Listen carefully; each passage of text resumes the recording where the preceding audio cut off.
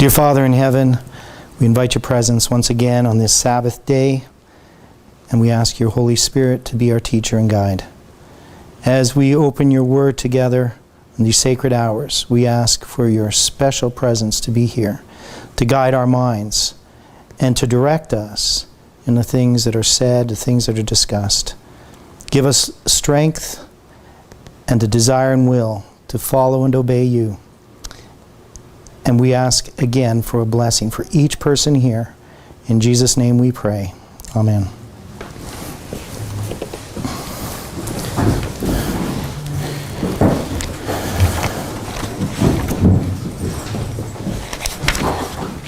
So this is a summation of a lot of things that have been discussed through the week. But before I get into my lecture, I just want to point you to, not everybody was here, but some of you were here this morning for Trevor's presentation on 23 BC. And I just want to point out something about the dependence upon scholarship over the dependence upon God's Word.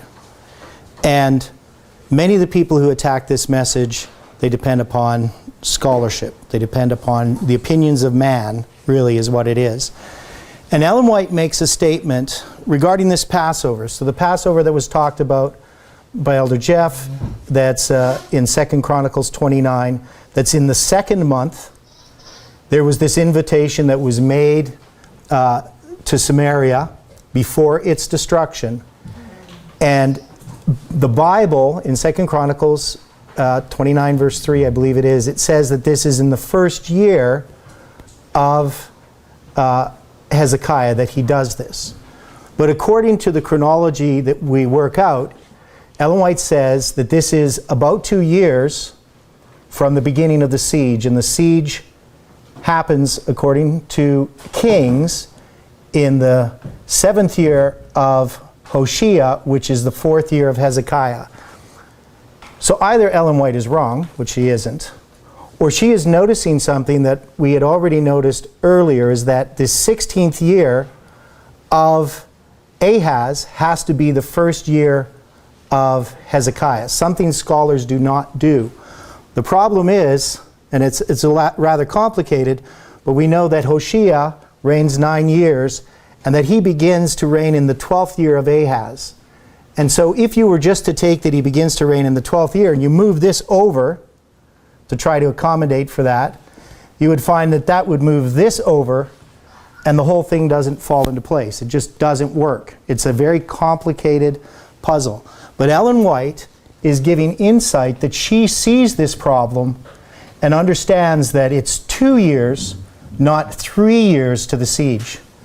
And so this to me is a confirmation, and I find this all the time with chronology. The chronologists try to solve problems by saying the Bible is wrong. They're saying that it's a typo or it can't be solved. But inspiration has given us a key, and Ellen White has this insight into so many things in chronology, so many puzzles. And I remember reading M.L. Andreasen. He spent some time with Ellen White in his early years. And he spent time. She gave him permission to look through her writings. And he expected at that time to find that the Desire of Ages was something that was pieced together, for instance, from a bunch of different books. But he found it all written out, almost word for word in her own hand. And he found that her writings had not been altered by man. And this confidence in the spirit of prophecy is something that's lacking in this church. And those that are going to accept this message are going to have to accept inspiration, not just the Bible, but also the spirit of prophecy. So I just wanted to point this out, and this was a wonderful presentation, and I would suggest people who weren't here to watch it later when it's on YouTube. So I'm going to erase it now, but and if you didn't get a picture of it and you want a picture of it, lots of people have taken pictures of it. You can get it from them. So.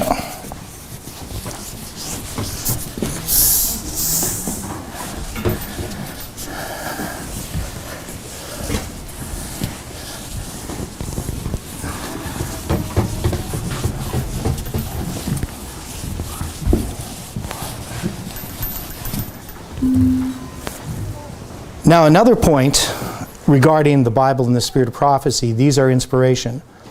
But we also understand that the lines are given to us by inspiration. And for us, these lines are to guide us. The lines are inspired. Our understanding of them is incomplete, but the waymarks that God has given to us come from inspiration. And in my notes, in my lecture 3, I had a statement from the Spirit of Prophecy which I didn't read, and it's on page 17 of your notes of the book, page 15 of my notes.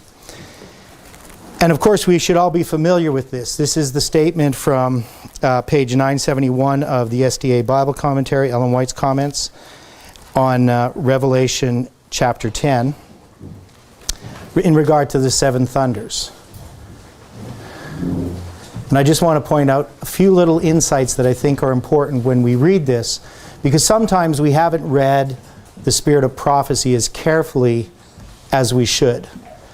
And this has been a little bit of a controversy, because one of the things that has happened in this message, if you've followed it, if you look at old messages, is that what we call the seven thunders, what we labeled as the seven thunders, over time has changed.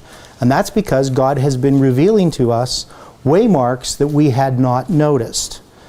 And so I just want to point out what she says here and how I understand it. And, you can check it and study it yourself.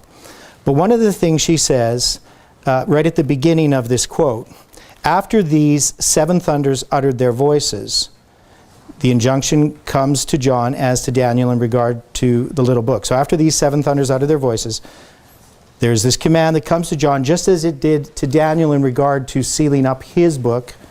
She says, or the Bible says, but she says too, seal up those things which the seven thunders uttered. So that's what happens in Revelation 10. They're supposed to seal up these seven thunders. And she says, these relate to future events which will be disclosed or unsealed in their order. So the question is, what is the these? Is the these the things which are sealed up, or are they the seven thunders themselves?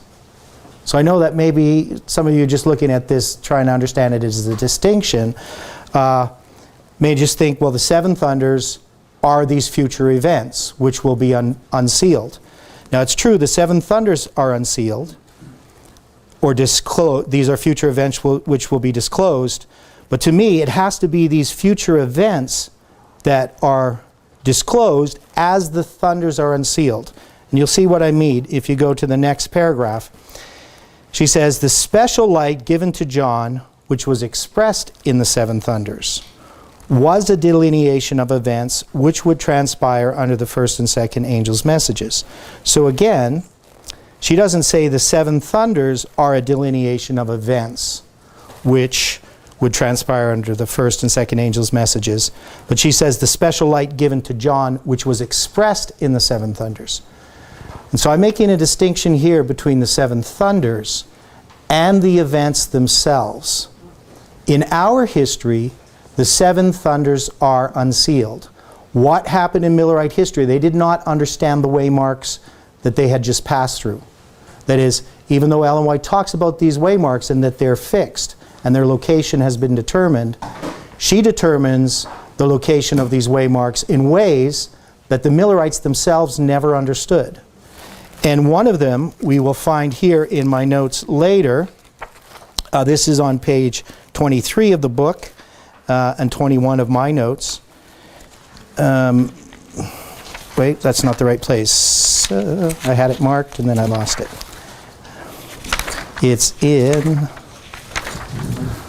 It's on page 35 and 33 of my notes. And this is from the Great Controversy, page 398. And she's talking then about the proclamation of the second advent in this context. And so I'm just going to read here. There's lots of different things that I could bring out. But she says, it was not the proclamation of the second advent that created fanaticism and division. These appeared in the summer of 1844 when Adventists were in a state of doubt and perplexity concerning their real position. So we can see when fanaticism comes in. It comes in during the tarrying time. The preaching of the first angel's message and of the midnight cry tended directly to repress fanaticism and dissension. And those who participated in these solemn movements were in harmony. Their hearts were filled with love for one another and for Jesus, whom they expected soon to see. The one faith, the one blessed hope, lifted them above the control of any human influence and provided and proved a shield against the assaults of Satan. So you can see how this relates to some of the things that we've been studying that have been presented by the other speakers. While the bridegroom tarried, they all slumbered and slept. And at midnight there was a cry made, Behold, the bridegroom cometh, go ye out to meet him. Then all those virgins arose and trimmed their lamps, which is from Matthew 25, verse 5 to 7. In the summer of 1844, midway between the time when they had been first thought that the 2300 days would end and the autumn of the year to which it was afterward found that they extended, the message was proclaimed in the very words of Scripture, Behold, the bridegroom cometh. So, when J.N. Loughborough presents Samuel Snow's words where he gives the message, Behold, the bridegroom cometh, go ye out to meet him on the 10th day of the 7th month, he places that at Exeter, which we had come to understand was the first day of the first month, which was August 15th. What's that? First day of the fifth month, okay, which is August 15th. So I'm getting ahead of myself there. And the 10th day of the 7th month is the date that he's declaring, which is October 22nd.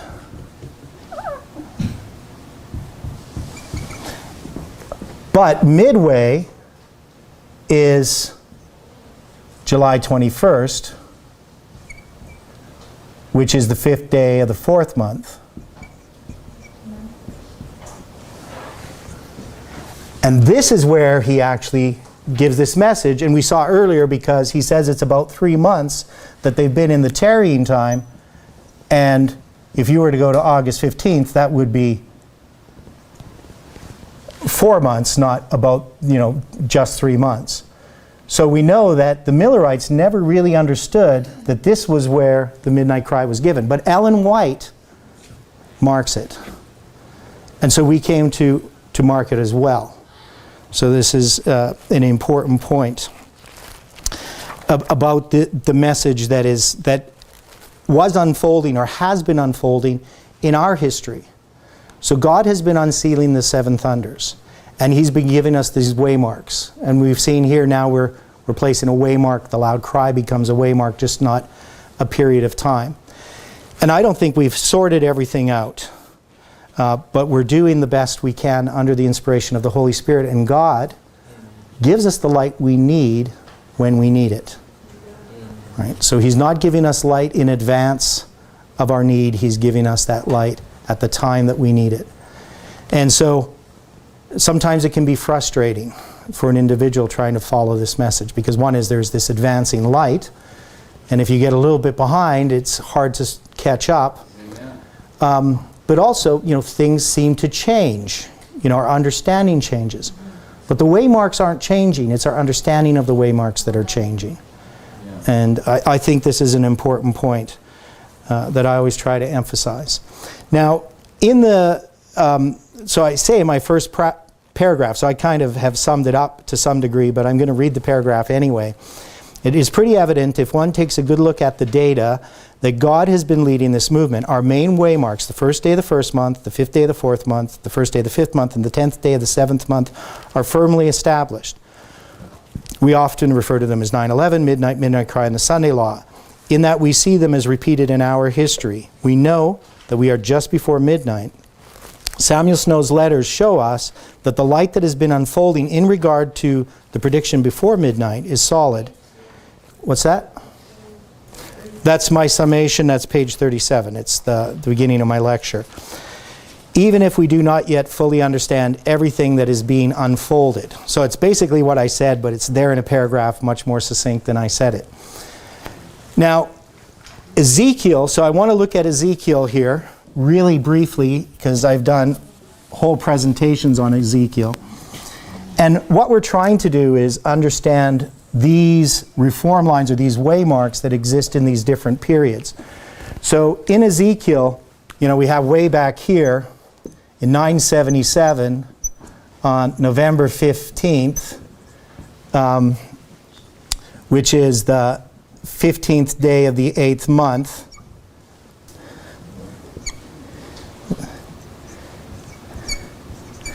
On the 15th day of the 8th month, where the disobedient prophet comes to Jeroboam and gives him a prophecy of Josiah. And that prophecy of Josiah is fulfilled not as a time prophecy, but as an event prophecy 350 years later in 627. So here, in the 13th year of Josiah, how do you spell Josiah? Josiah. I-A-H. There we go. In the 13th year of Josiah, this prophecy is fulfilled. And this is the year that Jeremiah begins his ministry. And this is where he burns dead men's bones upon the altar in Bethel, where Jeroboam was offering this. Now Jeroboam is acting as, he's a king acting as a priest, offering upon this altar that he has made. It's a false worship. It's one of the golden calves. And this is fulfilled later. Now, we know in the 18th year of Josiah, there's a Passover, which is in 622. So we have one of these Passovers. And this is the 18th year of Josiah. So this Passover is referenced in the book of Ezekiel. So I know I'm trying to do this in the briefest way, but I don't want you to get lost as well. So let's just turn to Ezekiel Chapter 1, and I'm just going to show you these main points here. In Ezekiel 1, it says, "It came to pass in the 30th year, in the 4th month, in the 5th day of the month, as I was among the captives by the river of Chebar, that the heavens were opened, and I saw visions of God. And in the 5th day of the month, which is in the 5th year of King Jehoiachin's captivity, the word of the Lord came expressly unto Ezekiel the priest," right? So we have over here, 30 years after this event, pardon me, and that's what the 30 years is referring to. So in 592 BC, we have Ezekiel, and this date is July 21st, and it's the 5th day of the 4th month. So it's not just the 5th day of the 4th month and some other date on our calendar, because every year it's a different date. It happens to be the same date as in Millerite history. And the last date in Ezekiel is October 22, 573, and that date is the 10th day of the 7th month. And this is Ezekiel 1, verse 1 to 2, and this is Ezekiel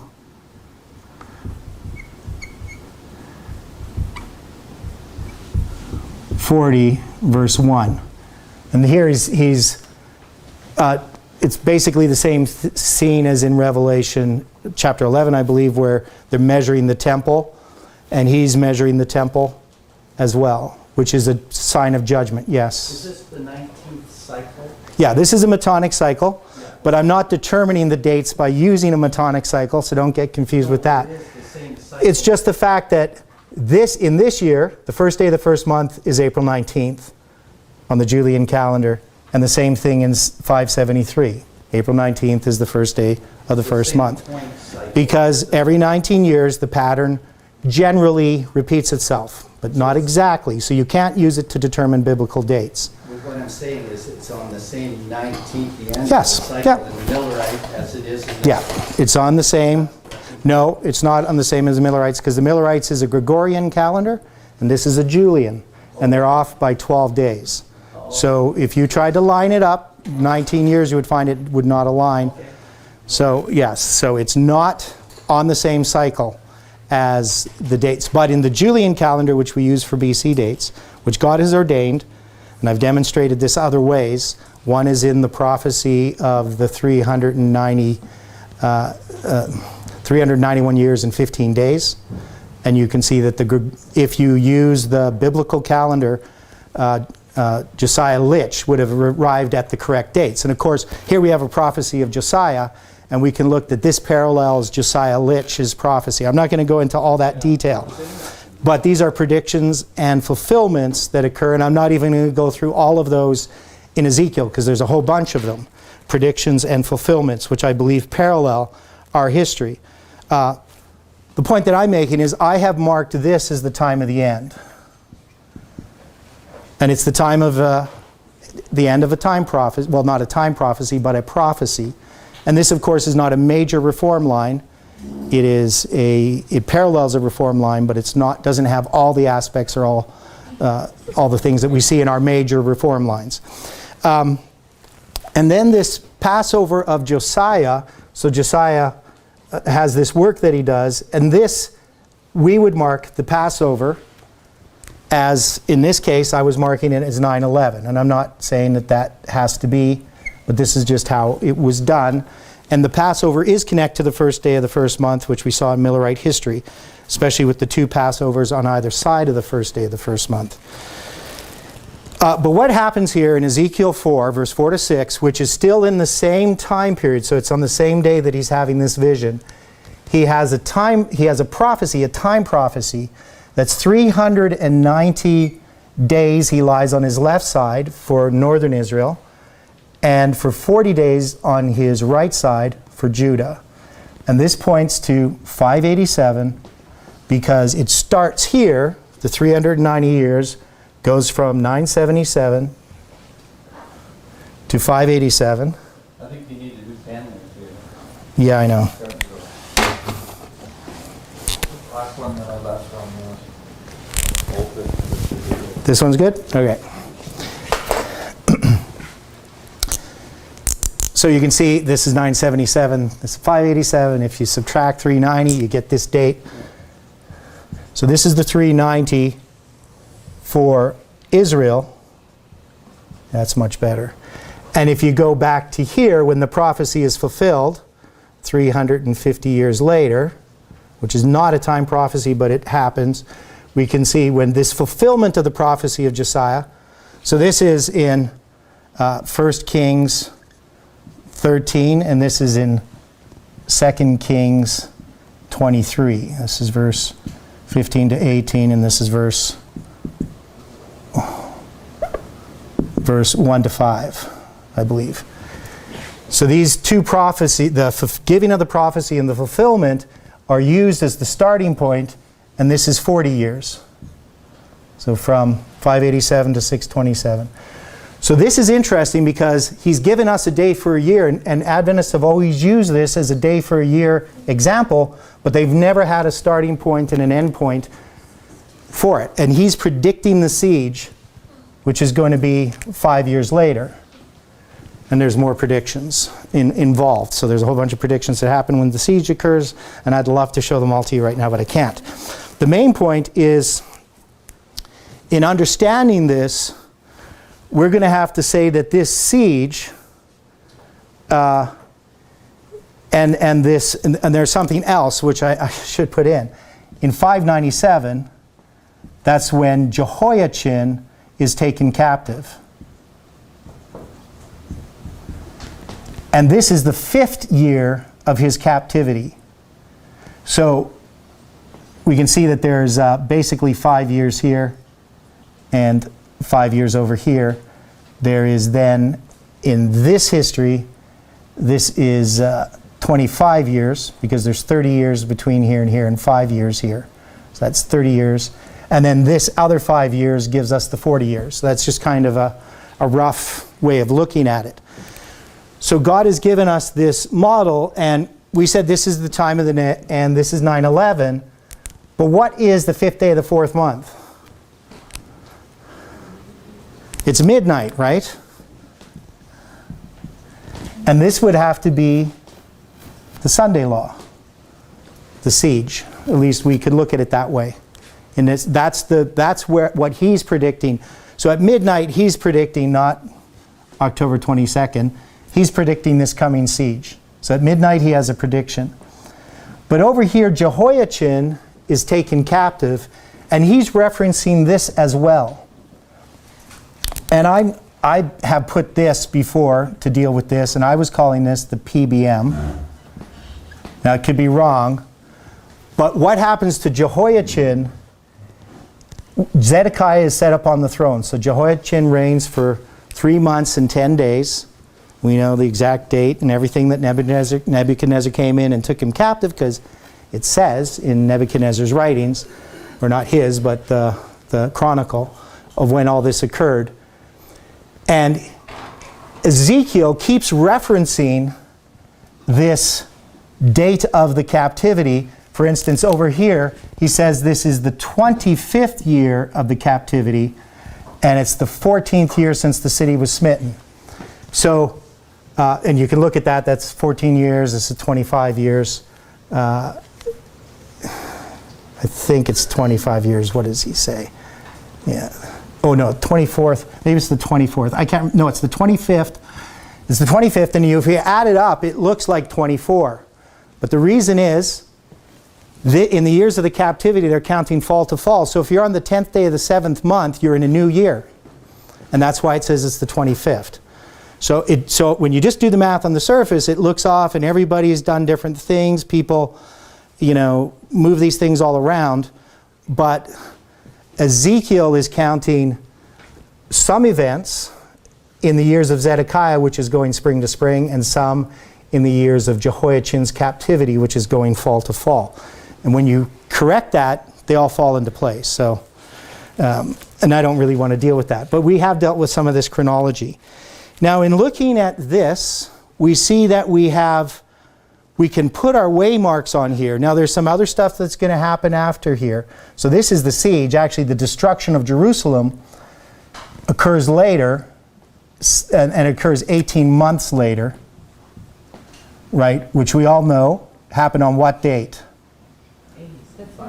Okay, so actually the destruction of Jerusalem happened on the 9th day of the 4th month, but the temple was destroyed. So that was a trick question. The temple was destroyed on the 10th day of the 5th month. So in between here is the first day of the 5th month, which is also recorded in Ezekiel. So this is the city. This is when the city is broken, and this is the temple being destroyed. And this is the same date, so this is in 586. This is the same date in which the temple was destroyed in 70 AD. Now, so there's probably, all I'm trying to say from this is that there's lots that we don't understand about this. So, here I labeled this as the Sunday law, the beginning of the siege. And yet, the destruction of Jerusalem more likely should be the Sunday law, right? If we're going to be consistent. And we know we have sieges with the destruction of Jerusalem in 70 AD, a period of 3.5 years. So there's lots here that, all I'm doing is posing some questions. Yes? My question would be about Maka. the PBM, because we've identified the PBM as being Passover. So, and we had you talked about the 2 Passovers, and yet we only have the 1 there. So yeah, so, that's, I'm not saying any of this is written in stone. But the point here is that there is a separation that is made as well. So these two are connected, and 25 years is connected with the PBM as well. So, and also 30 years. So there's lots here that I'm not saying this is how I understand it. I'm just saying how I looked at it. And I don't think we can necessarily sort this all out right now. The 25 under the 573, would you just explain that again, please? This says it's in the 25th year of Jehoiachin's captivity, and 14 years since the city was smitten. This year here, which is the 11th year of Zedekiah, runs spring to spring.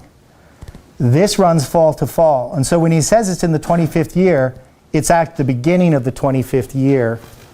So he's counting it ordinally. And it's the 14th year since the city was smitten. So when you look at it on the surface, the 14 years works fine, right? But the 25 doesn't. And so people have all kinds of problems with that. So they try to move the destruction of Jerusalem over 1 year, and that creates other problems. But what we're saying is that there's 2 different calendars he's using in Ezekiel. And I think this is important. So thank you for bringing up that question, because one of the things that has happened in this message is we came to understand that this represented a spring calendar. And there was a group of people that did not accept that Babylon fell on October 13th, 539, according to a fall-to-fall calendar for 538. When this chart was made, they had January 1st to December 31st in mind when they put 1843. They were not thinking the Jewish year 1843 at the time they made it, because this was made in May of 42, and it was in December of 42 when Miller first proposed that the Jewish year should be counted 1843. As well, this was January 1st to December 31st when they made the chart. But we have come to understand in our history that this is a fall-to-fall calendar. And this is important because many of the people who left this message could not accept this point. And God has used, oddly enough, in our history, the chronology and the spring-to-spring and fall calendar as a dividing point to understanding our message. And so when we go through, so I'm going to erase this. I know it's all in your notes. A much better diagram than I have here. So when we look at our history, and we look at this in comparison to Millerite history,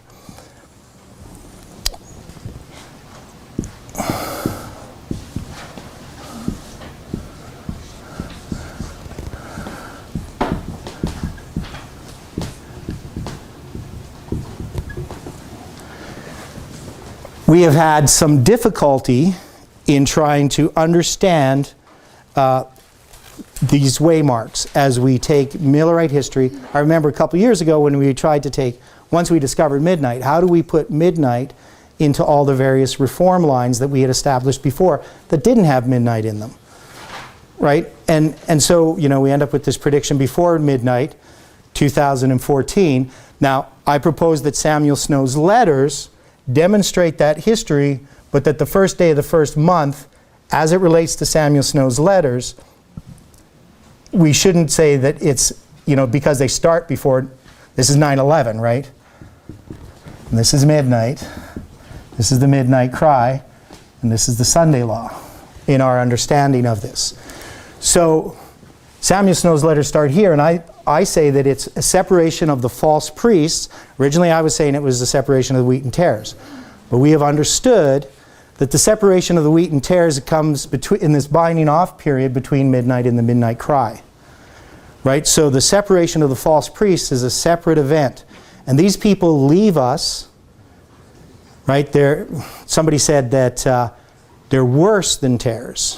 One is, they're the mockers. So when we looked at Samuel Snow's letters, he had in his May 1st letter, which was not one of his 4 letters dealing with predicting the 10th day of the 7th month, but he does show that the disappointment happened to separate those mockers. And he also repeats that in his 3rd letter, right? So he repeats this idea that there's a separation that has to occur between the false and the true. And in understanding that in Millerite history, we know the parable is the parable of the 10 virgins. So when we come to the first day of the first month, which is April 19th, 1843, that's not a separation of the tares, right? The tares weren't bound off. What's that? 1844. So the end of the Jewish year, 1843, which is April 19th, 1844. And that's not a binding off the tares, right? Because it's not a separation of the foolish and the wise virgins, so it can't be the binding off of the tares. But it is a separation that occurs there, right? And that then, with these 2 Passovers in Samuel Snow's letters, the one that's on April 3rd and the one that's on May 2nd, right? So you got April 3rd That's his first letter republished in the Signs. And then you have it over here on May 2nd. And that's in the Midnight Cry. And this one is on the correct Passover where he has this chiasm and all that stuff.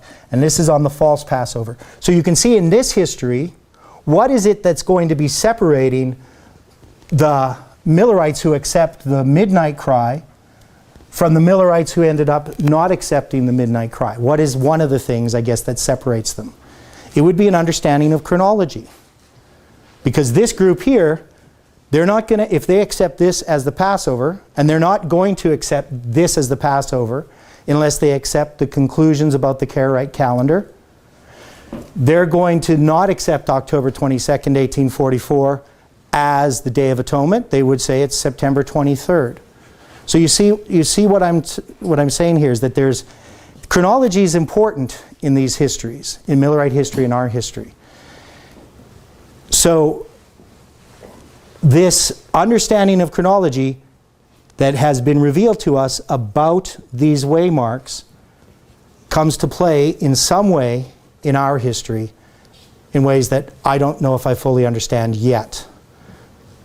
Does that make sense? Yes, Maka. Attempt to add making a parallel for our line. Okay, so make a parallel. Of the false and the true Passover is 9/11. Yes. We also saw that one of the greatest distinctions between those who stayed with the movement and those who left was the light that came from the Revelation 18 angel at 9/11. Okay, so if you put the Revelation 18 angel here, these people who ended up being mockers here, right? So they come here to the first day of the first month. Miller's prophecies have completely failed. They are now mocking. And I don't know if any of you have experienced that from the people who've left this message, but definitely that's what we find. They're mocking us. So there's a mocking. But so in our history though, so here's the problem. So in our history, this is occurring after 9/11, right? So in a sense, we can't just lay these lines over top of each other like we do other lines. Samuel Snow's letters are a special case, and they are specifically referring to this movement, which is the priests. Does that make sense? So that's the problem, and it's a problem that I think is really not a problem if we think about it. Right? So we can say that Millerite history becomes an example for what's happening to us after 9/11. So we can't then just say that this waymark, the first day of the first month, in our history is the same as Samuel Snow's letters. It has a different purpose. That is, it's not the same reform line. It's a different reform line. So Samuel Snow's letters aren't representing our reform line in exactly the same way. And I think that's acceptable. I don't know if everybody follows what I'm saying. Yes, Allison. Explain which? The which? So this is Passover.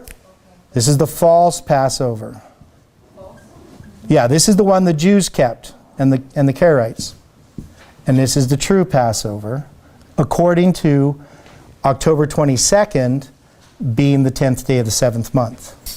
If you follow this Passover, the 10th day of the 7th month would be September 23rd. So that May 2nd is not on the chart now. This May 2nd is in 1844. This is Samuel Snow's second letter. Right? So this is what we originally called the PBM, and it's the center of a chiasm, right? Because Samuel Snow's first letter is written February 16th, and if you go from here to here, this is 2 months and 16 days. And if you go from here to his last letter, which is published 3 days before midnight, this is also 2 months and 16 days. This is the center of a chiasm. And the topic here in his paper was the Passover in 31 AD, describing the chiasm 27 and 34 with the cross in the middle in 31. So the fact that he's dealing with the Passover, on the Passover, and it's the center of a chiasm, and the reason he's placing the Passover here is to show this chiasm of 3.5 years, indicates that this is by design. Can't be by accident. Yes, Maka? If I understand what you're saying correctly, are you saying that the letters themselves are teaching us about this division that takes place with the mockers, but we can't take all the dates, but this particular one that's being marked out, May 2nd, is one that we can plug into our life? Yes, in a sense, this May 2nd, which is the center of this chiasm, it's on this side of the first day of the first month. Okay? So if you want to do this correctly, this is 2014 where we mark the separation occurring. Does that make sense? Right? So we don't be troubled by the fact that Samuel Snow's increase of light occurs before the first day of the first month, which is 9/11, because this is really all symbolizing this date. Does that make sense? Yes, Allison. Showing a separation of the mockers then. Right, so the false priests are being separated. So on our line, we understand it's 2012, not 2014 when it first began. So I'm just wondering, is that there? 2012?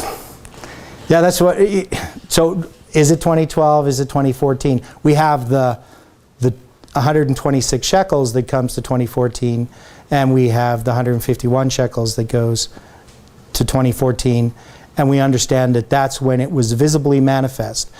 Even though, yes, it began before there, how many of you in 2012 knew that these ministries were in opposition? When did you hear about it?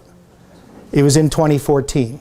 So that's why we would mark 2014, right? Sure, we could even mark it earlier. Elder Jeff said something about 2008, right?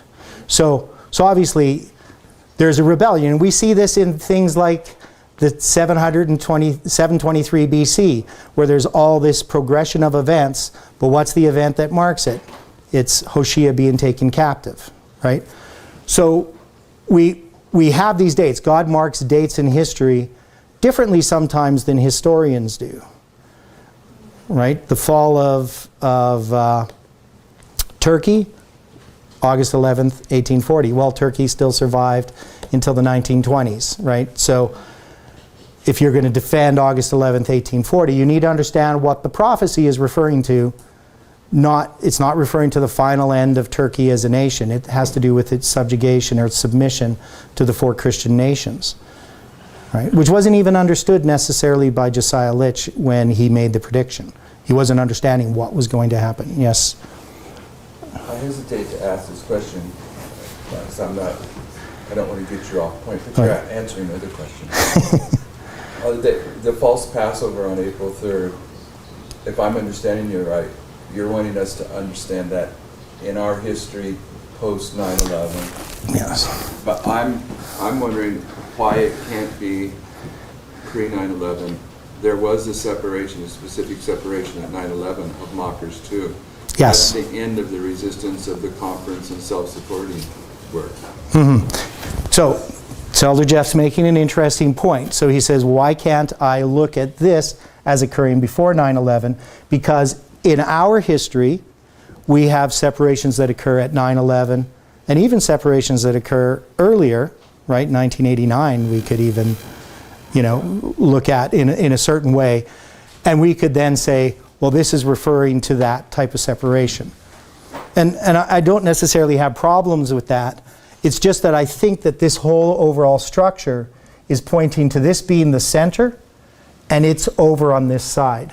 And I think that's why God has it as a chiasm, placing this as the center of this after 9/11, because it was something I struggled with. So that was my solution. Maybe your solution also works. But the other thing is, we also know there's these 3 days before midnight, which is a symbol of the PBM, and this whole structure is designed to end at the center of the chiasm between the first day of the first month and the 10th day of the 7th month. So this chiastic structure doesn't just point to here, but it also shows that this is aiming to this point and I put that in the wrong spot. Somebody should have corrected me on that. This should be 3 days before midnight here. There we go. So this is the July 18th letter. So the center is over here. 2 months and 16 days. There, that's better. So I'm glad I noticed that before the video's over. So this is the July 18th letter, which is the last letter published. And I went through all these. If you didn't see the video, you can watch it. But the point is, the center of this chiasm is then, and I got this still wrong.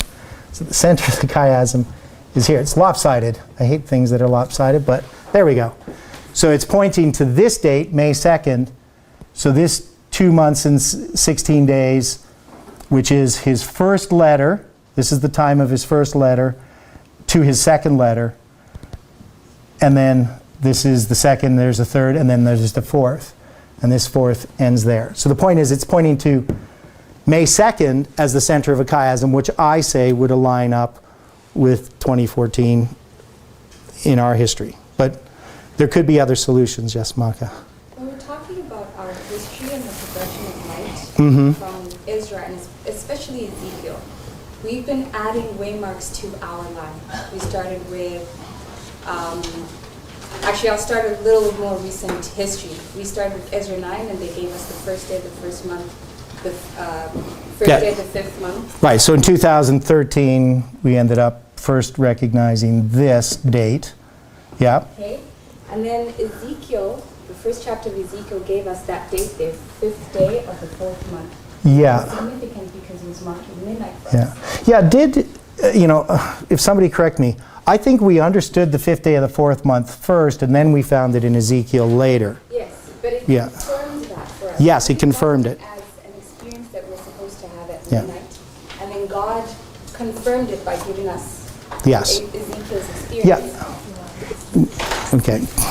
And then to add to that, he gave us May 2nd, which was the Passover, which we're saying is the prediction before midnight. Right. So these are events that take place in their order. And that's why April 3rd doesn't fit on our line, just to answer Jeff's question. Yeah, so there are events that are going to be disclosed in their order, and they would be events, well, this ends, yeah, I don't know if I fully agree that that's a good argument, because this is still in, yeah, you're saying it has to be in our history. It has to be on this side of 9/11 Yeah. because we're marking an experience as we're walking along the Yeah. way. And before midnight, at Passover, for example, I'm going to talk about this later in my talk, but at Passover, Christ gives the prediction before midnight. Right. That experience happens. So there's an order, there's an experience as these events are taking place. That's why Passover cannot be on the other side of 9/11. Right, yeah. So the argument is that because in our history these events are being disclosed in their order, this Passover, which is before, has to be represented after 9/11. And so it's an argument to say that all of this, of Samuel Snow's letters, really centers here to here, in the second half of the chiasm. The first half of the chiasm, even though it appears to be before 9/11, really belongs to events after 9/11. So it's very, very helpful for me having this discussion and all the light that has been coming upon our message. One is organization. Why is 9/11 the starting point for you and her? I didn't follow her logic, or your logic. For the events, for the waymark. So Elder Jeff is probably questioning, well, why are we going to 9/11 that the waymarks are being, because we have waymarks that exist here, right? So did the Millerites. Yeah, and so did the Millerites. So why would you argue that it has to be after 9/11 that the events are being disclosed in their order? Especially in reference to seven thunders. So if we Yeah, the seven thunders. At the time of the end. Yeah, because, yeah, the seven thunders would start at the time of the end. Now, that would be 1798 in Millerite history, 1989 in our history. Simply because it's the first day of the first time. Okay, well, I don't know if that's a good reason. But Be that as it may, whether one is right or the other is right, what we do know is that this is, if we're going to talk about the prediction before midnight as being connected with Samuel Snow's letters, we can place the center of that chiasm here after 9/11. And that's the main point. However we want to understand it, whether there's going to be light in looking at it the way Elder Jeff does or the way Maka does, I don't know. But I do know that that is at least something that's clear and can deal with the objections that somehow I'm placing this before 9/11. I'm not looking at, I'm following your lead. All I'm saying is what you said earlier about the production of mockers, that at 9/11 there was a class from the Adventist Conference Brethren and self-supporting that are genuinely, they come on the scene at 9/11 as mockers. Yeah. So you were placing them back in April 3rd. No, I'm placing them at 9/11. April 3rd, what happens at April 3rd is those people, once you get to the first day of the first month, they have not accepted this Passover yet, so they begin mocking here. They're holding on to their understanding pre-9/11. Right. Yes. That's the conference Okay. supporting guys. Right, so the conference self-supporting guys, there, which is what I would think that the 500,000 Millerites are symbolizing, they're holding on to their pre-existing knowledge of the calendar and so forth. They're holding on to, March 21st is the end of the Jewish year. They might not even accept, some of them might briefly accept, some concepts that would point to this, but once they get to the end of Miller's prophecies, many of them claim they never actually believed it, right? So the mocking begins here, but they're holding on to a past understanding. This increase of light that's coming here in this history is not understood. But the point is, this is Samuel Snow. Samuel Snow, in my understanding, isn't really here in our history. He's not before 9/11. He comes after. Right? Why? See, Elder Jeff always asks me these questions, like why? Well, we have Miller here, right, before 9/11. And so we have that after 9/11, we have this new increase of light, which deals with the prediction before midnight. And that new light is not a single person. We're not looking for a single person to be Samuel Snow. I have said that I believe that the priests are symbolized by Samuel Snow. So this movement specifically is Samuel Snow, at least not in his apostasy later on, but in his giving the message at midnight. Right? And he also gives a prediction before midnight in his letters themselves. But here he's publicly, as a person, proclaiming it. And so I'm saying that that symbolizes the work of the priests right now. So why is always a good question, but not always an easy one to answer. But we do need to think about these things. And that's the point that I'm trying to make in looking at these histories. And there was nothing significant about April 6th or February 16th, the first letter he wrote? There was no significant date except the fact that he wrote a letter here. And it had nothing to do with the rest of the history? With what? The rest of the history. The rest of the history from Yeah. Starting the chiasm. Exactly. It starts the chiasm. That's all it does. I mean, obviously, he writes the letter, he republishes it, or he publishes it the first time. Not everybody, I guess, got this on February 22nd, which is the third day of the 12th Jewish month preceding this year, the first day of the first month being April 19th. But the Jews, in this history, they just have April 3rd as the Passover. If this is the third day of the 12th month, this is the Passover. But this is the history in Ezra chapter 6, where they dedicate the temple, and then 40 days later they have a Passover, right? So this connects here in, oh, pardon me, I shouldn't say this. I'm kind of getting mixed up. So here, there is a Passover. There's a V8R in here I forgot about because I don't have it drawn in. So this is 40 days later in Millerite history. But the point is that this is the republication of his letter. So he writes it on the date of the dedication of the temple, and then it's republished on the Passover. And that parallels 515 BC. So you'd have to watch the lecture on that. But the point is, in this year, in 1844, the Passover doesn't follow 40 days later. It follows 70 days later. Right? So it's different in that year than it is in 515 BC. So, hopefully I got you thinking about this. But one of the things I find is, as I continue to look at the light that's unfolding in this message, it continues to make the past light shine brighter.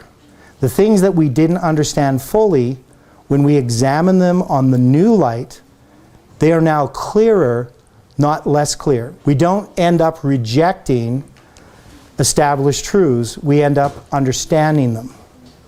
And this is an important point, because Ellen White makes the statement that all new light is an unfolding of old truths, and that any new light will not reject the old. Those that reject the new have never understood the old. Like And- putting a microscope or binoculars into focus. Yeah. Yeah, and I find this to be true, that many of the people who have not accepted the advancing light, when you look at their understanding of the old light, it's insufficient. They didn't really even understand it in the first place. They were holding on, and that's why they don't accept the advancing light, because they don't understand the old. So we need to understand this light. If we're accepting the advancing light as we study, we will clearly understand what God has revealed previously. We're not going to have a fuzzier understanding. And I know initially sometimes new light can be very challenging. And partly it's because we haven't really understood the old light yet. We're kind of like, well, I don't even understand, the reform lines, and now we got this new complexity added. So what do I do?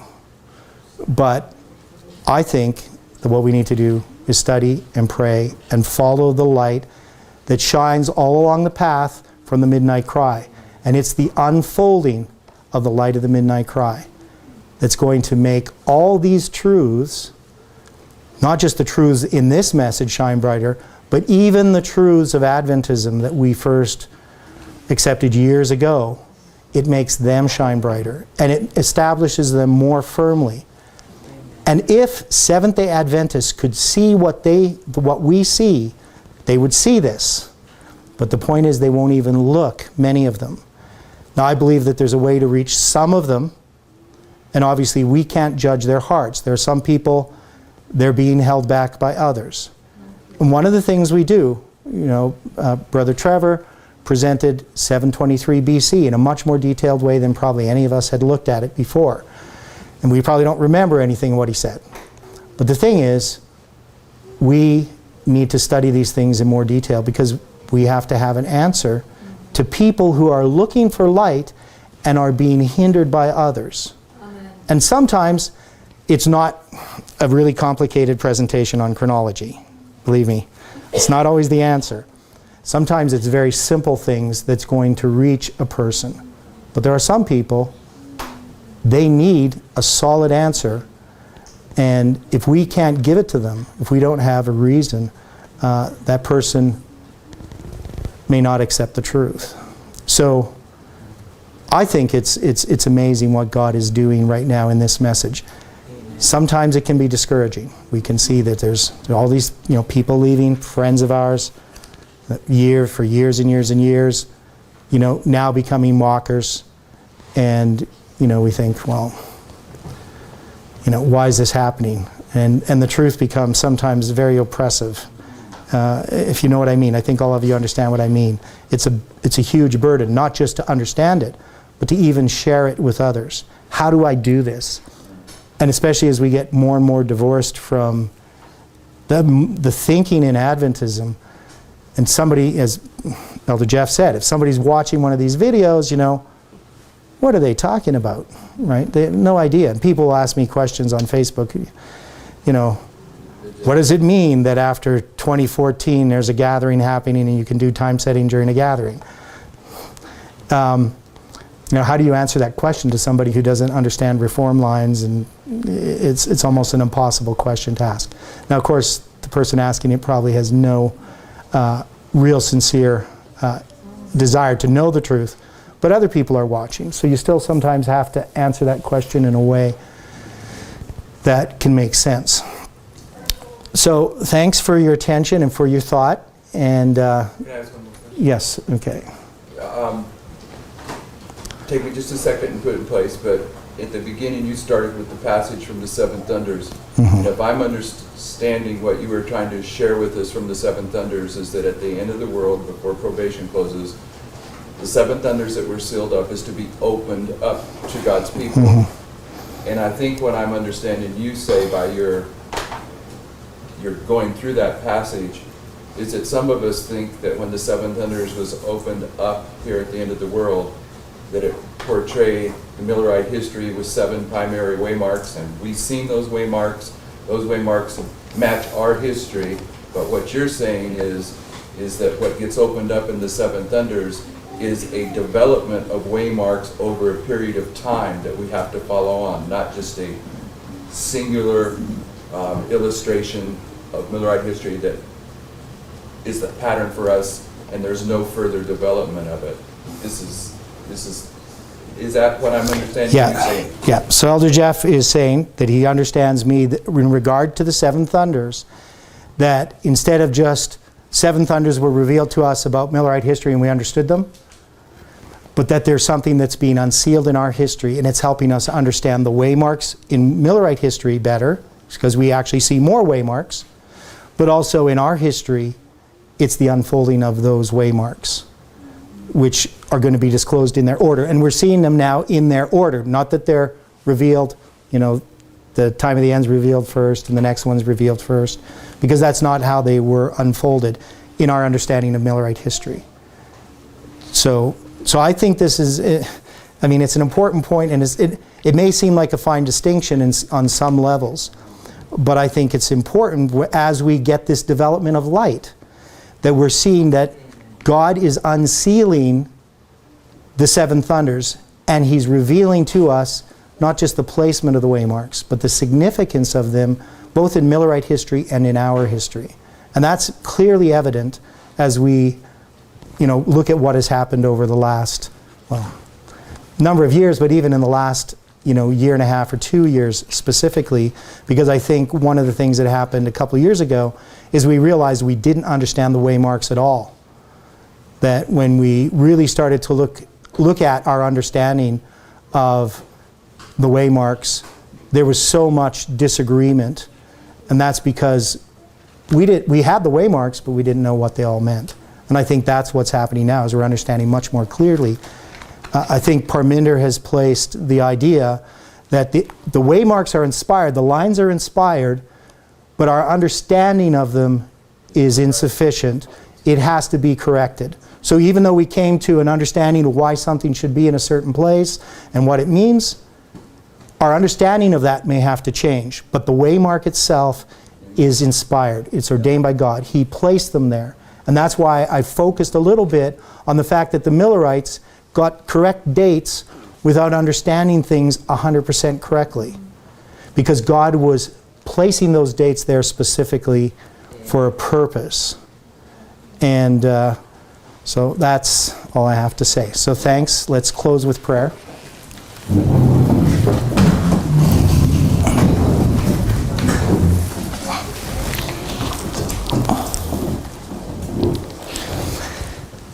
Dear Father in heaven, we thank you for this Sabbath day and for the fellowship that we can have here, not just with one another, but with you.